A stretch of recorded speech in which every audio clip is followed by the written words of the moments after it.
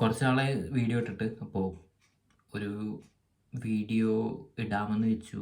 മലക്കോട്ടെ വാലിബൻ കണ്ടിട്ട് വരുന്ന വഴിയല്ല, കുറച്ച് ദിവസമായി. അപ്പോൾ അതിനെക്കുറിച്ച് ഇടാമെന്ന് വിചാരിച്ചു. കാരണം കുറച്ച് വിഷയം കത്തി നിൽക്കുകയായിരുന്നു. ആൻഡ് ഇമ്പോർട്ടൻ്റ് ആയിട്ടുള്ളൊരു പോയിൻറ്റ്സ് എനിക്ക് പറയാനുണ്ടെന്ന് തോന്നിയതുകൊണ്ടാണ് ഇടുന്നത്. അപ്പോൾ കുറച്ച് ദിവസം മുമ്പ് അയർലൻഡിലെ ലിമറിക്കിലെ ഒരു സിറ്റിയിൽ നിന്ന് മാറിയിട്ട് ഒരു ചെറിയൊരു തിയേറ്ററിൽ, അവിടെ മലയാളികളൊക്കെ അടുത്തൊക്കെ ഉള്ള ഒരു സ്ഥലമാണ്. അതുകൊണ്ട് തന്നെ അവിടെ മലൈക്കോട്ടെ വാലിബൻ എന്ന് പറഞ്ഞിട്ടുള്ള ഷോ വന്നിട്ടുണ്ടായിരുന്നു, സിനിമ വന്നിട്ടുണ്ടായിരുന്നു. അവിടെ ഞാൻ കാണാൻ പോയി. കാണുന്നതിന് മുമ്പ് കുറച്ച് റിവ്യൂസിൻ്റെ വീഡിയോസ് എല്ലാം ഞാൻ കണ്ടിട്ടുണ്ടായിരുന്നു. അവരുടെ ഒപ്പീനിയൻസ് നോക്കിയിട്ടുണ്ടായിരുന്നു. ഞാൻ അങ്ങനെ റിവ്യൂസ് കണ്ടേ തീരുമാനിക്കൂ എന്നുള്ളതില്ല, പക്ഷേ എനിക്കൊരു ഐഡിയ കിട്ടും സിനിമ എങ്ങനെയുള്ളതായിരിക്കും. സോ എക്സ്പെക്റ്റേഷൻ ക്ലിയർ ചെയ്തിട്ട് പോകുന്നതാണ് കുറച്ചും കൂടി നല്ലത് സിനിമയെക്കുറിച്ച്. ഈ കാര്യത്തിലും അങ്ങനെ തന്നെ ആയിരുന്നു. എക്സ്പെക്റ്റേഷൻ, ഈ റിവ്യൂസ് കാണുന്നതിന് മുമ്പുള്ള എക്സ്പെക്റ്റേഷൻ ഹൈ എന്ന് തന്നെ പറയാമായിരുന്നു. ഒരാൾ കൊണ്ട് മാത്രം ഇതിൻ്റെ ഡയറക്ടറോ ഇതിൻ്റെ ആക്ടേഴ്സോ ആരും പറയാത്തൊരു കാര്യം ഇവരുടെ ഫ്രണ്ട് സർക്കിളിലുള്ള, അല്ലെങ്കിൽ ആ ഒരു വർക്ക് സർക്കിളിലുള്ള ടിനു പാപ്പച്ചൻ എന്ന് പറയുന്ന ഡയറക്ടർ പറഞ്ഞിട്ടുണ്ടായിരുന്നു. അത്രയും ഒരു മാസ് എലമെൻ്റുള്ള മൂവി എന്നുള്ള രീതിയിലാണ് അദ്ദേഹം പറഞ്ഞിട്ടുള്ളത്. മാസ് എന്നൊരിക്കലും പറഞ്ഞിട്ടില്ല, പക്ഷേ മോഹൻലാലിൻ്റെ എൻട്രിയൊക്കെ ഭയങ്കര തകർക്കും എന്നൊക്കെ പറഞ്ഞിട്ടുണ്ടായിരുന്നു. സോ അതൊക്കെ വിചാരിച്ച് സിനിമ കാണാൻ പോയിരുന്നെങ്കിൽ ഇതിലും കൂടുതൽ ഡിസപ്പോയിൻറ്റഡ് ആയേനെ. പക്ഷേ റിവ്യൂസ് വന്നത് കാരണം കുറച്ചുകൂടി ഓക്കെ, അങ്ങനത്തെ അല്ല, ഒരു LGP മോഡലിലുള്ള സ്ലോ പേസ്ഡ് കൈൻഡ് ഓഫ് ഒരു മൂവി തന്നെയാണെന്ന് മനസ്സിലായതുകൊണ്ട് ആ ഒരു എക്സ്പെക്റ്റേഷൻ വെച്ചാണ് ഞാൻ പോയത്.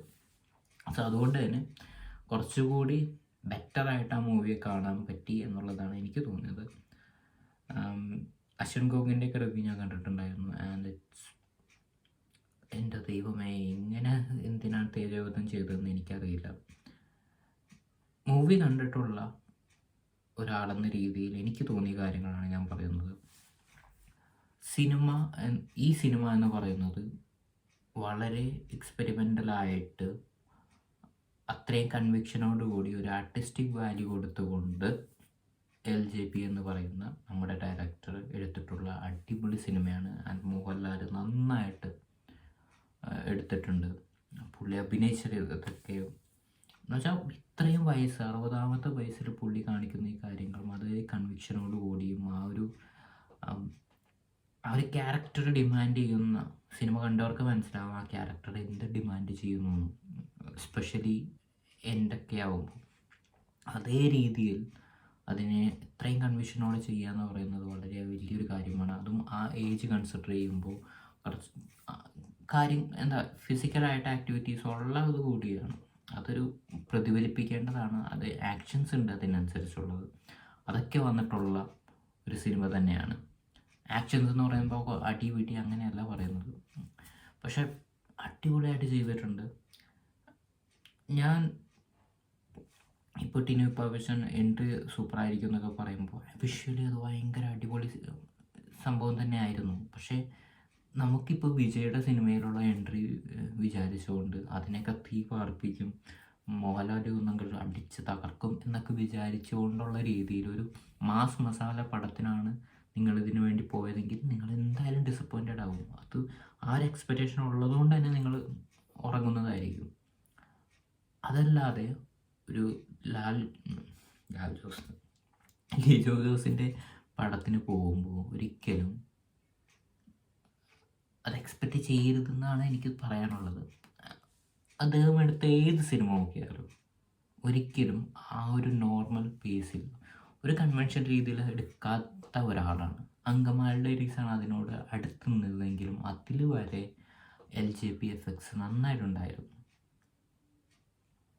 അപ്പോൾ അങ്ങനെയുള്ള ഒരാളുടെ അടുത്തുനിന്ന് മാസ് മസാല പടത്തിലെ കുറേ സംഭവങ്ങളൊക്കെ പ്രതീക്ഷിച്ച് ഭയങ്കര തകർപ്പനായിരിക്കും എന്നൊക്കെ വിചാരിച്ച് പോയിട്ട് അവിടെ കിടന്നുറങ്ങിയിട്ട് ഇവരെ കുറ്റം പറഞ്ഞ്, എനിക്ക് ഏറ്റവും കൂടുതൽ ഇഷ്ടമല്ലാത്തൊരു കാര്യം എന്ന് വെച്ചാൽ ഈ മോൺസ്റ്റർ, അലോൺ, പിന്നെ വേറെ ഏതൊക്കെ സിനിമകളുണ്ടല്ലോ, കുറേ തല്ലിപ്പൊളി സിനിമകൾ, ആറാട്ട്, ഇതുപോലുള്ള സിനിമകളൊക്കെ അതിനെയൊക്കെ തേജോവധം ചെയ്യുന്ന രീതിയിൽ ഇത്തരം ഒരു ക്ലാസിക്കൽ ഐറ്റത്തെ എടുത്തുകൊണ്ട് ഒരു വൃത്തികെട്ട മൂവി അല്ലെങ്കിൽ ഒരാളും കാണാൻ പോകരുതെന്നൊക്കെ പറയുന്നതിൻ്റെ റീസൺ മനസ്സിലാവുന്നില്ല.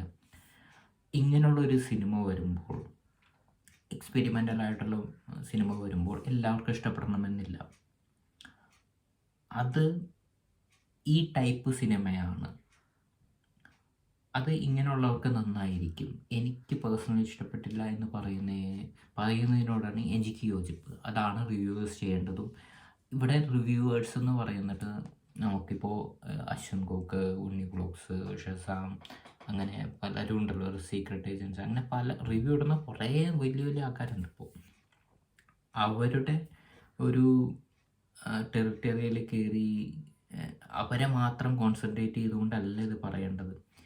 ഓൺലൈൻ മീഡിയാസ് ഇപ്പോൾ പ്രൊമോഷൻ, ഈ മൂവിയുടെ പ്രൊമോഷനായിട്ട് തന്നെ അല്ലെങ്കിൽ അല്ലാതെ തന്നെ വ്യൂസ് കിട്ടാൻ വേണ്ടി അവിടെ വനിതാ തിയേറ്ററിലോ അല്ലെങ്കിൽ പല തിയേറ്ററിലൊക്കെ പോയിട്ട് ഇങ്ങനെ നിന്നുകൊണ്ട് എങ്ങനെയുണ്ട്, ഫസ്റ്റ് ഹാഫ് എങ്ങനെയുണ്ട്, സെക്കൻഡ് ഹാഫ് എങ്ങനെയുണ്ട്, ഫുൾ മൂവി എങ്ങനെയുണ്ട്, മാസ് എങ്ങനെയാണ്, അല്ലേ മാസാണോ ക്ലാസ് ആണോ എന്നൊക്കെ, അത് ഫ്ലോപ്പാണോ ഹിറ്റാണോ എന്നൊക്കെ ഫസ്റ്റ് ഷോയിൽ തന്നെ ചോദിക്കുകയും അല്ലെങ്കിൽ ഫസ്റ്റ് ഹാഫിൽ തന്നെ ചോദിക്കുകയും, ഇതിനെ ഒരു വേർഡ് ഓഫ് മൗത്തിൻ്റെ ഇതുപോലും ഇല്ലാതെ അവർ പിക്ക് ചെയ്യുന്ന അല്ലെങ്കിൽ അവർക്ക് കിട്ടുന്ന ആളുകളോട് മാത്രം ചോദിച്ചുകൊണ്ട് ഇരിക്കുന്ന ഒരു സമ്പ്രദായമുണ്ട്.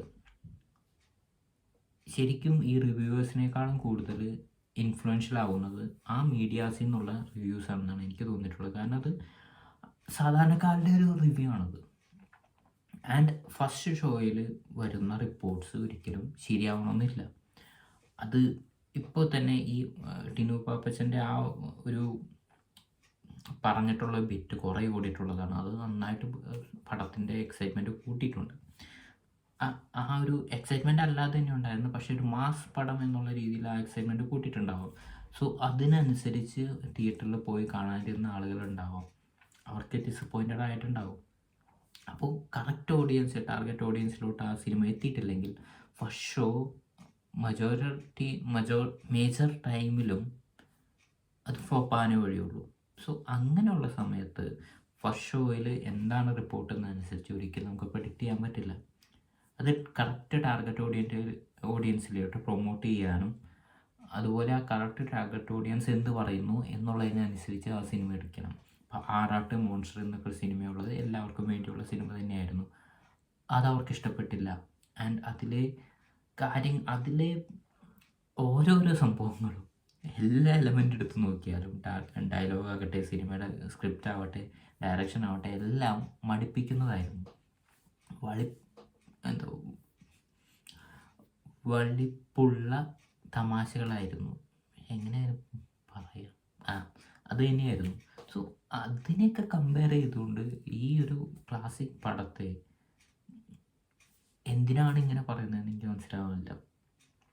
സോ ഇങ്ങനെ ടാർഗറ്റ് ചെയ്യാതെ, അല്ലെങ്കിൽ ഒരാൾ പറയുന്ന കാര്യങ്ങളോ അല്ലെങ്കിൽ കുറച്ച് പേര് പറയുന്ന കാര്യങ്ങളോ മാത്രം കേട്ടുകൊണ്ട് സ്വന്തം അഭിപ്രായമില്ലാതെ ആവരുത് എന്ന്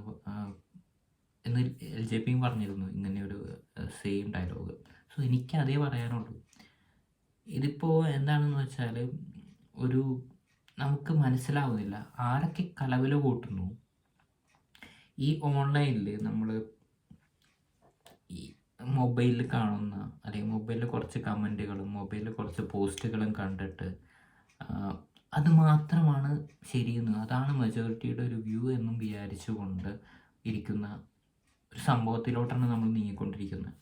ഈ സെയിം കാര്യമാണ് എല്ലായിടത്തും നടക്കുന്നത്. രാഷ്ട്രീയത്തിലും അത് തന്നെയാണ്. രാഷ്ട്രീയത്തിലൊക്കെ ആണെങ്കിൽ എല്ലാ പാർട്ടികളും ആൻഡ് ഏറ്റവും മുമ്പിൽ നിൽക്കുന്ന പാർട്ടി അല്ലെങ്കിൽ ചെറിയ നിൽക്കുന്ന പാർട്ടി എല്ലാവരും ചെയ്യാൻ ട്രൈ ചെയ്യുന്ന കാര്യം എന്താണെന്ന് വെച്ചാൽ, അവരിങ്ങനെ പൈസ പുഷ് ചെയ്തുകൊണ്ട് കുറേ വോയിസ് ഉണ്ടാക്കും. അവരുടെ പേരുകൾ ഇങ്ങനെ വിട്ടുകൊണ്ടിരിക്കും. അവരിങ്ങനെ ഓരോ അങ്ങോട്ടും ഇങ്ങോട്ടൊക്കെ ഹേറ്റ് കമൻസും അതൊക്കെ ഇട്ടുകൊണ്ട് അങ്ങോട്ടും ഇങ്ങോട്ടൊക്കെ ചീത്ത വിളിച്ചുകൊണ്ട് രാഷ്ട്രീയ പാർട്ടികൾ അങ്ങോട്ടും ഇങ്ങോട്ടും ഇട്ടുകൊണ്ടിരിക്കും. ഇതിനനുസരിച്ച് എന്താ ഉണ്ടാവണമെന്ന് വെച്ചാൽ, ആ വോയിസ് കേൾക്കുന്നത് ആരെക്കുറിച്ചാണോ പറഞ്ഞുകൊണ്ടിരിക്കുന്നത്, ഏത് പാർട്ടീനെ കുറിച്ചാണ് പറഞ്ഞുകൊണ്ടിരിക്കുന്നത്, അവരാണ് മജോറിറ്റിയുടെ ഇഷ്ടമെന്ന് വിചാരിച്ചുകൊണ്ടൊരു മിഥ്യാധാരണ ഉണ്ടാവും. അതിനനുസരിച്ചായിരിക്കും ആളുകൾ വിചാരിക്കുന്നത്, ഇപ്പുറത്തവരൊന്നും ചെയ്യുന്നില്ല, ഞങ്ങൾക്ക് ഇവർക്ക് വോട്ട് കൊടുക്കാം എന്നുള്ള രീതിയിൽ. സെയിം കാര്യമാണ് ഇപ്പോൾ സിനിമയിലും നടക്കാൻ പോകുന്നത്. ഈ ഹേറ്റ് കമൻറ്റുകളും എന്താ മറ്റേ കാര്യങ്ങളും എല്ലാം കുറച്ച് പേരിരുന്ന്, മേ ബി ഒരു 100 പേര് ഇരുന്നായിരിക്കും ഇതൊക്കെ എല്ലായിടത്തും ചെന്നുകൊണ്ട് പറയുന്നതൊക്കെ. നമ്മൾ ഓരോ സാധനം ഇങ്ങനെ സ്പെൻഡ് ചെയ്യുന്നതിനനുസരിച്ച് എല്ലാവരുടെ അൽഗോരിതത്തിലോട്ടും ഈ സാധനം കയറി ചെല്ലും. ഇപ്പോൾ മലക്കോട്ടെ വാലിബൻ എന്ന് പറഞ്ഞ സിനിമ അതിറങ്ങുമ്പോൾ ആ സിനിമയിൽ കാണുന്നത് എന്താണെന്ന് വെച്ചാൽ, ഇപ്പോൾ ഇത്രയും പേർക്ക് ഫസ്റ്റ് ഒരു ഹാഫിൽ അല്ലെങ്കിൽ ഫുൾ ഒരു ഫസ്റ്റ് ഷോയിൽ ഇത്രയും നെഗറ്റീവ് റിവ്യൂ മുഴച്ചു നിൽക്കുന്നുണ്ടായിരുന്നു. ഈ ഓൺലൈൻ മീഡിയക്കാർ അത് പടച്ചുവിടും. എല്ലാവരും അത് കാണാനാണ് ആഗ്രഹിക്കുന്നത്, ഈ റിവ്യൂസ് കാണാൻ ആഗ്രഹിക്കുന്നത്. ഇങ്ങനെ അവരുടെ ഫീൽഡിൽ തനിയെത്തുന്നു, കാരണം ഇത് ട്രെൻഡിങ് ഐറ്റമാണ്. അപ്പോൾ റിവ്യൂസും വരുന്നു, എല്ലാം വരുന്നു. അപ്പോൾ ഈ നെഗറ്റിവിറ്റിയാണ് അവിടെ മുഴച്ചു നിൽക്കുന്നത്. സോ അതിനനുസരിച്ച് ആളുകൾക്ക് മനസ്സിലാവും, ഓക്കെ ഇതിന് നെഗറ്റീവ് ഇട്ടാലാണ് കൂടുതൽ വ്യൂസ് എന്ന് പറഞ്ഞുകൊണ്ട് പിന്നെ മൊത്തം ആൾക്കാർ നെഗറ്റീവായിരിക്കും കിട്ടുന്നത്. അത് ഇഷ്ടപ്പെട്ടാലും ഇല്ലെങ്കിലും അവരതായിരിക്കും. ചില സിനിമകൾ നല്ല റിവ്യൂ ആയിരിക്കും, ആൻഡ് അതിന് നമ്മൾ കാണാറുണ്ട്, ഇതിലെന്ത് ഇത്ര കാണാൻ, അല്ലെങ്കിൽ ഇതിലെന്ത് ഇത്ര അപ്രിസിയേറ്റ് ചെയ്യാമെന്ന് നമ്മൾ വിചാരിക്കുമ്പോൾ തന്നെ ആൾക്കാർ ഭയങ്കര സംഭവമായിട്ട് പറയുന്നുണ്ടാകും. നമ്മൾ ഉദ്ദേശിക്കാത്തതിന് കൂടുതൽ ഹൈപ്പും ഉദ്ദേശിക്കാത്ത കൂടുതൽ അപ്രിസിയേഷനും കിട്ടുന്ന സിനിമകളും കണ്ടിട്ടുണ്ട്. ഈ മലക്കോട്ടെ വാലിബൻ പോലെ അടിച്ചമർത്തപ്പെടുന്ന സിനിമകൾ നമ്മൾ കാണാറുണ്ട്. ഇതിൻ്റെയൊക്കെ റീസൺ എന്താണെന്ന് വെച്ചാൽ, ഈ മുകളിലത്തെ ലെയറിൽ, സോഷ്യൽ മീഡിയയുടെ മുകളിലത്തെ ലെയറിൽ ഇരുന്നുകൊണ്ട് ആരൊക്കെയോ എന്തൊക്കെയോ ഇങ്ങനെ പടച്ചു വിടുന്നത് അവർ തീരുമാനിക്കുന്ന പോലെയാണ്. സോ എനിക്ക് ശരിക്കും പറയാനുള്ളത്, നമ്മൾ ഒരു സിനിമ കാണുന്നുണ്ടെങ്കിൽ അത് ടാർഗറ്റ് ഓഡിയൻസിലോട്ട് പ്രൊമോട്ട് ചെയ്യുക നന്നായിട്ട്. മാത്രമല്ല, ഈ ഓൺലൈൻ റിവ്യൂസും ഓൺലൈൻ അഭിപ്രായങ്ങളും കൂടുതൽ റിലേ ചെയ്യാതെ സ്വന്തമായിട്ടൊരു അഭിപ്രായം രൂപീകരിക്കുക. കാരണം ഓൺലൈനിൽ എന്ത് വരുന്നു അത് എപ്പോഴും നല്ലതാവണമെന്നില്ല, കറക്റ്റ് ആവണമെന്നില്ല. എല്ലാം വ്യൂസിൻ്റെ അടിസ്ഥാനത്തിലാണ് വരുന്നത്. ഇപ്പോൾ എന്താ ട്രെൻഡിങ്? ഇപ്പോൾ ഞാൻ ഈ വീഡിയോ എടുക്കാൻ തന്നെ കാരണം എന്താണ്,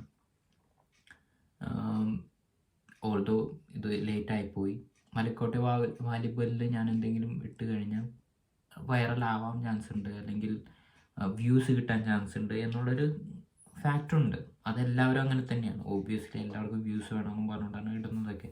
പക്ഷേ ഇതിൽ ഈ പോയിന്റ് പറയുമ്പോൾ എനിക്ക് വ്യൂസ് കുറയാനാണ് ചാൻസ്.